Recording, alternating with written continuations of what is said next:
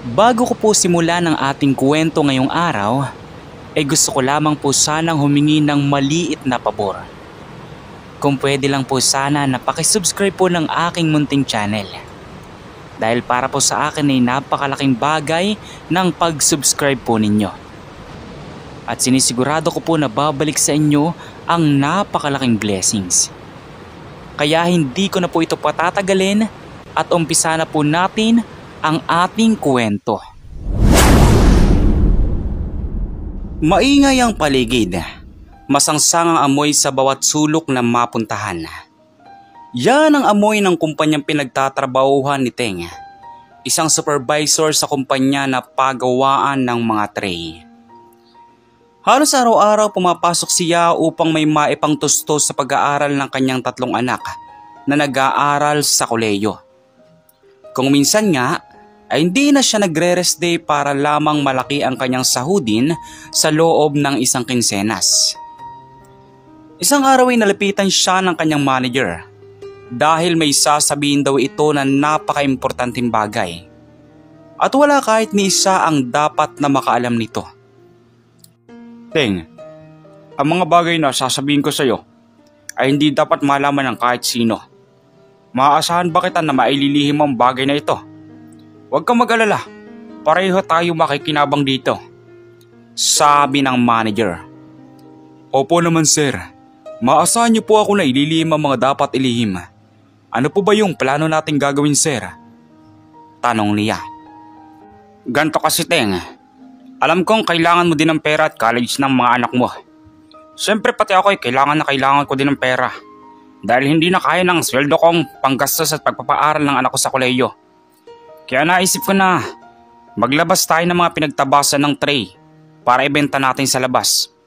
Huwag ka mag-alala, wala namang nakakaalam nito bukod sa ating dalawa. Kaso sir, natatakot po ako. Paano po kung may makaalam ng plano natin? Baka po makulong tayo. Ano ka ba Teng? Walang makakaalam kung walang magpapaalam. Ano? Isang tanong isang sagot. Gusto mo ba? Sa sinabi ng manager ay napaisip ng mabuti itong si Teng. Kung tatanggapin niya ang offer ng kanyang manager ay tsak na hindi siya mahirapan sa mga gastusin ng kanyang anak na nag-aaral sa kolehiyo.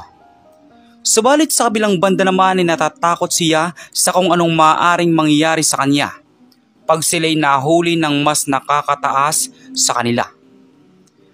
Ngunit ganon pa man, matapos ng kanyang matagal na pag-iisip, ay sumang-ayon na din siya sa gusto ng kanyang manager. Inisip na lang din niya na ang gagawin niya ay hindi lang para sa kanyang sarili, kundi para din sa kanyang asawa at mga anak. Sir, sige po. Payag na po ako sa plano ninyo. Paano po ba natin ito sisimulan po? Ganto Teng, simula bukas, ikaw ang i-assign ko na magbabantay sa kukuha ng mga pinagtabasan ng tray. Bukas kasi magkukolekta ang truck. Lahat ng naging kilo ng mga scrap ay babawasan natin ng 500 kilos. Para yung magiging kabayaran ng 500 kilo na ibabawas ay ibubulsa na natin. Huwag kang mag-alala. Kinausap ko na yung kukuha. Ako na din ang bahala sa mga dokumento. Basta ang tanging gagawin mo lang ay magbantay. Ganun po ba sir? Sige po. Ako na po ang bahala bukas. Mabilis na lumipas ang isang araw at kinabukasan nga ay dumating na ang truck na kukolekta sa mga scrap. Lahat na napag-usapan nila ay sinunod ni Teng upang maging malinis at maayos ang kanilang pagnanakaw. Ano Teng? Ayos ba? Ito ang kaparte mo. Inabot ng manager ang pera na nagkakahalaga ng 50,000 pesos bilang kaparte ng kanilang pangungulimbat sa kumpanya. Labis naman na natuwa si Teng dahil wala na siyang isipin kung paano mapapag-aral ang kanyang mga anak sa kolehiyo. Ngunit sa kabilang banda naman ay nagtataka ang kanyang misis dahil sa perang inuuwi ng kanyang asawa. Nagtataka ito kung bakit ganoon na lang kadami ang pera nito.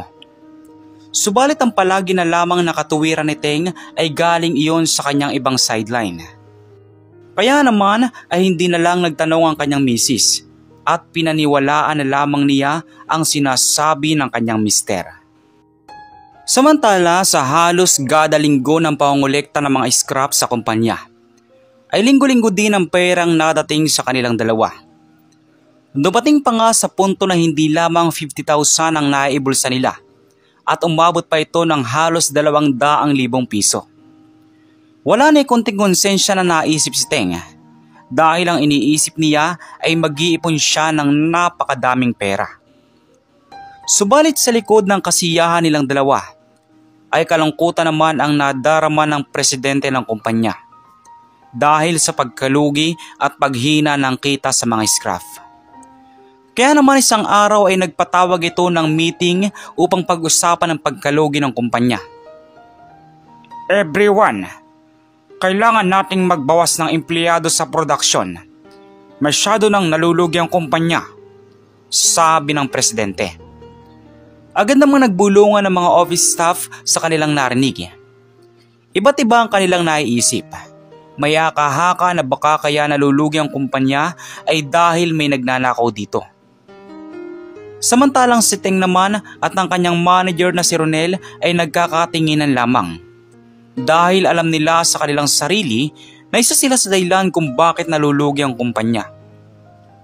Matapos ang mahababang meeting ay nag-usap ang dalawa tungkol sa meeting na naganap. Si Ronel, paano po yan?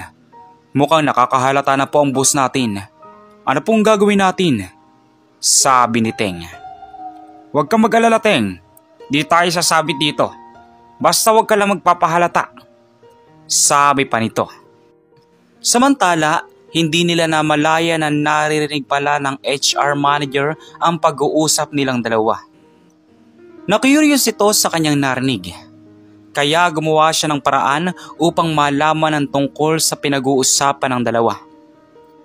Agad niyang kinausap ang presidente at sinabi ang lahat ng kanyang narinig tungkol sa dalawa.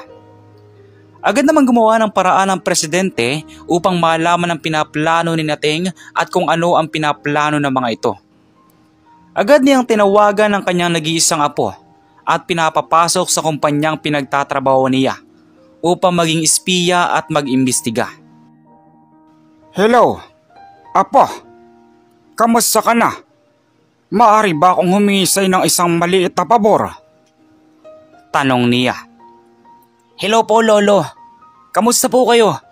Mabuti po't napatawag kayo. Ano po yung pabor na gusto niyo po? Magalang na tanong nito. Apo ko, Joseph. Gusto ko sana na pumasok ka dito sa kumpanyang pinagtatrabahuan ko bilang isang production operator. Masyado na kasing nalulugi ang kumpanya. May gusto lang akong ipaimbestiga sa iyo. Pasensya ka na. Alam kong di ka sanay sa trabahong ganito. Pero isang buwan lang naman ang hiling ko sa iyo. Pero tandaan mo, apo, huwag ka magpapahalata sa kahit kanino dito na apo kita. Kailangan maging lihim ang iyong pagkatao. Babaguhin na lang natin ang apelyido at pangalan mo. Maliwanag ba? Okay po, Lolo. Naintindihan ko po. Tsaka huwag po kayo mag-alala. Basta para po sa kumpanya ay gagawin kong lahat. At makakaasa po kay Lolo na mahuli natin ang mga nagnanakaw sa kumpanya. At pag nagkataon po yun, kakasuhan po natin sila. Sabi pa nito. Lumipas ang 3 araw at dumating na ang apo ng presidente. Kahit nasasabik na yakapin siya ay hindi ito nagpahalata. Dahil sa kanilang usapan na kahit ni isa ay dapat walang makaalam ng tunay na pagkatao ni Joseph. Pagtungtong ng 6:00 ng umaga ay agad na bumaba si Joseph upang magsimula sa kanyang trabaho.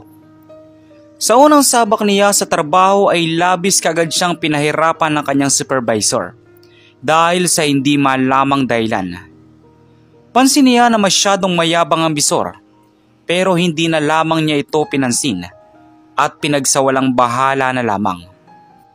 Simula kasi nang dumami ang pera ng bisor na si Teng dahil sa pagnanakaw ay natuto na itong mang-apak ng pagkatao ng isang trabador. Masyado na siyang yumabang at naging mapangmata. Nalabis naman na pinagtatakhan ng mga dating empleyado. Alam nyo, may napapansin ako dyan kay Sir Teng. Masyado na siyang yumabang ngayon ano. Parang hindi na siya yung dating supervisor natin na mabait. Ang laki ng pinagbago niya talaga. Sabi ng isang empleyado na nakapansin sa pag-uugali nito. Agad namang sumingit sa usapan si Joseph at nagtanong, "Kuya, ganun po ba talaga ang ugali ng bisor natin dito? Masyado pong istrikto at mapangmata?" Tanong niya sa katrabaho. "Sa totoo lang pre, hindi naman talaga ganun dati ang si Sir. Simula lang nung nagkaroon niya ng madaming pera ay nagbago ng ugali. Di nga namin alam kung bakit bigla yung nagkaroon ng kotse at bahay. Kasi dati nangihiram pa yan sa amin ng pera dahil kinakapos pa sa sahod niya sa panggastos sa pagpapaaral ng kanyang mga anak. Pero ngayon, sobrang yabang na." Sabi pa nito. Agad namang may pumasok sa utak ni Joseph. Kailangan ko itong imbestigahan. Paano nagkaroon ng malaking bayad sa sakyan ng mayabang na bisor na ito? Gayong may pinag-aaral itong mga anak. At sapat lang ang sinasahod niya dito. Sabi niya sa kanyang isipan. Isang araw ay napansin ni Joseph na pumasok sa isang silid ang manager na si Ronel at ang kanyang bisor. Agad siyang sumilip at pinakinggan ang usapan ng dalawa. Subalit nanindig ang balahibo niya nang marinig ang usapan ng mga ito.